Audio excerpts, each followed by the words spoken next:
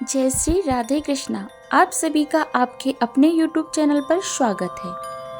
सर्व मंगल मांगल्ये शिवे सर्वार्थ साधिके शरण्य त्र्यंबके गौरी नारायणी नमस्तुते। ओम उमा महेश्वरी नमः। आप सभी जानते हैं कि सावन का महीना भगवान शिव को समर्पित होता है और जिस तरह से सावन के महीने में हर सोमवार को भगवान शिव की पूजा की जाती है, ठीक उसी तरह से सावन के महीने में पड़ने वाले मंगलवार को मंगला गौरी व्रत रखा जाता है और इस व्रत में माँ गौरा की पूजा की जाती है। माँ पार्वती यानी माँ गौरा की पूजा का विशेष महत्व सावन के महीने में माना जाता है। अगर सावन के मंगलवार को आप विधि विधान से पूजा करती है, व्रत रखती है, तो आपको अखंड सौभाग्य का वरदान भी मिल सकता है। लेकिन आपको ध्यान रखना है कि अगर आप इस व्रत को रख रही हैं तो फिर इस व्रत में आपको कथा पढ़ना या सुनना बहुत आवश्यक है, क्योंकि बिना कथा के कोई भी व्रत पूरा नहीं माना जाता। आप सुनेंगे मंगला गौरी व्रत की संपूर्ण कथा, साथ ही आप जानेंगे पूजा विधि के बारे में। तो आइए सुनते हैं मंगला गौरी व्रत कथा। पौराणिक कथा के अनुसार एक समय की बात है, एक शहर में धर्मपाल नाम का एक व्यापारी रहा करता था। उसकी पत्नी बहुत सुंदर थी और उसके पास बहुत सारी धन संपत्ति थी, लेकिन उसके पास कोई संतान न होने के कारण दोनों पति पत्नी बहुत दुखी रहा करते थे। बहुत पूजा पाठ करने के बाद आखिरकार उनके घर में एक पुत्र का जन्म हुआ, लेकिन उसे जन्म के साथ ही ज्योतिषों ने कह दिया था कि वह अल्पायु है और 16 वर्ष का होते ही सांप के काटने से उसकी मृत्यु हो जाएगी।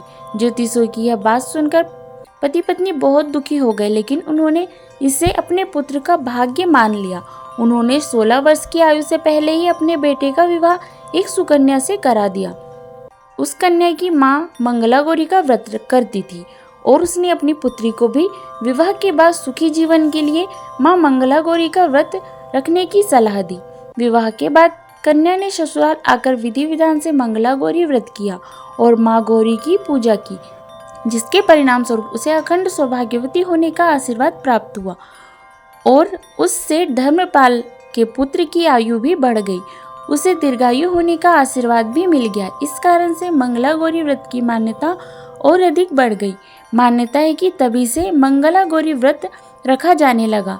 इस व्रत के पुण्य प्रभाव से अखंड सौभाग्य की प्राप्ति होती है। संतानहीनों को संतान सुख प्राप्त होता है। अगर इस व्रत को हमारी कन्याएं रखती है तो उन्हें मनवांछित जीवन साथी प्राप्त होता है। जो भी महिलाएं उपवास का पालन नहीं कर सकती, वह कम से कम पूजा तो आज के दिन कर ही सकती है। इस कथा को सुनने के बाद विवाहित महिलाएं अपनी सास और नंद को 16 लड्डू देती है। इसके बाद वह इसी प्रसाद को ब्राह्मण को भी देती है। इस विधि को पूरा करने के बाद व्रती महिला 16 बाती वाले दिए से माँ गौरी की आरती उतारती है। व्रत के दूसरे दिन यानी बुधवार को मंगल गौरी माँ की प्रतिमा को नदियाँ पोखर में विसर्जित कर दिया जाता है। व्रत वाले दिन मिट्टी से आपको मगोड़ी की प्रतिमा बनानी चाहिए, जिसका विसर्जन अगले दिन कर दिया जाता है। अंत में माँ गौरी के सामने हाथ जोड़कर अपने सभी अपराधों के लिए, पूजा पाठ में हुई भूल चूक के लिए क्षमा मांगनी चाहिए। इस व्रत को और पूजा को परिवार में खुशी के लिए लगातार 5 वर्ष तक किया जाता है।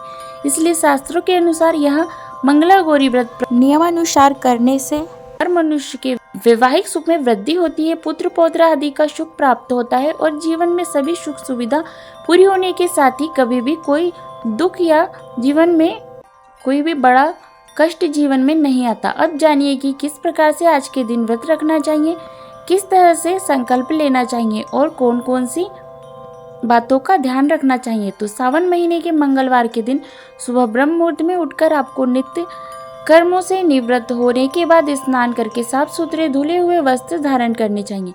फिर माँ पार्वती जी यानी माँ गौरी का एक चित्र या तस्वीर या प्रतिमा आप ले। अगर आपके पास तस्वीर वगैरह नहीं है तो आप मिट्टी से माँ की प्रतिमा बना सकते हैं, जिसका विसर्जन अगले दिन करना होता है। अगर आप विसर्जन नहीं कर सकते तो आपके पास कोई तस्वीर या कोई फोटो है तो उसका विसर्जन अगले दिन ना करें। हर मंगलवार को उन्हीं की पूजा कर लेनी चाहिए। फिर आपको व्रत रखने का संकल्प इस प्रकार लेना चाहिए। रूप में मंत्र है, माम पुत्र पौत्र सौभाग्य वृद्धि श्री मंगल गौरी प्रत्यर्थम 5 वर्ष परन यत्तम मंगल गौरी व्रतम करे, अर्थात मैं अपने पति, पुत्र, पौत्र, उनकी सौभाग्य वृद्धि और मंगल गौरी की कृपा प्राप्त करने के लिए इस व्रत को रखने का संकल्प लेती हूँ। इस तरह से संकल्प आपको लेना है। इसके बाद माँ गौरी की तस्वीर या प्रतिमा को एक चौकी पर सफ़ेद या फिर लाल वस्त्र बिछाकर स्थापित किया जाता है और फिर प्रतिमा के सामने एक घी का दीपक जलाए, जो कि आटे से बना हुआ होना चाहिए, जलाना चाहिए। दीपक ऐसा हो, इतना बड़ा हो जिसमें 16 बत्तियां लगा सके, क्योंकि आज के दिन 16 बत्तियां वाला दीपक ही जलाना चाहिए। फिर कुमकुम आदि, सिंदूर आदि को अर्पित करें। माँ को लाल पुष्प अर्पित करें और उसके बाद माँ का छोड़कर विधि से पूजन करें, यानी कि उनको 16 तरह के जो भी पूजन सामग्री है वह अर्पित करें।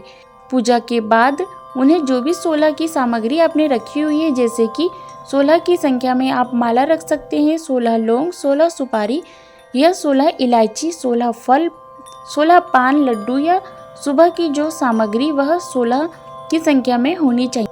16 चूड़ियाँ जो कि हरी हो या लाल हो रख सकते हैं, या फिर 16 तरह की मिठाई आदि आप माँ को अर्पित कर सकते हैं, क्योंकि आज की जो पूजा है उसमें 16 की संख्या का खास महत्व होता है।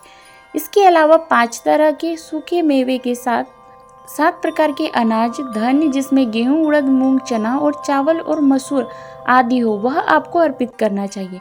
हालांकि मसूर का प्रयोग बहुत से पूजन में बहुत सी व्रत में नहीं किया जाता, तो आप मसूर की जगह पर किसी और अनाज का भी प्रयोग कर सकते हैं।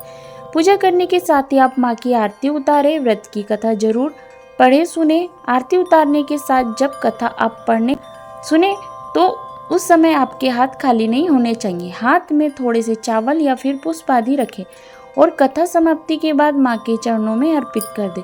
सबसे अंत में आरती की जाती है और उसके बाद भोग लगाया जाता है। इस व्रत में एक ही समय अन्न ग्रहण करके पूजा के दिन माँ पार्वती जी की पूजा की जाती है।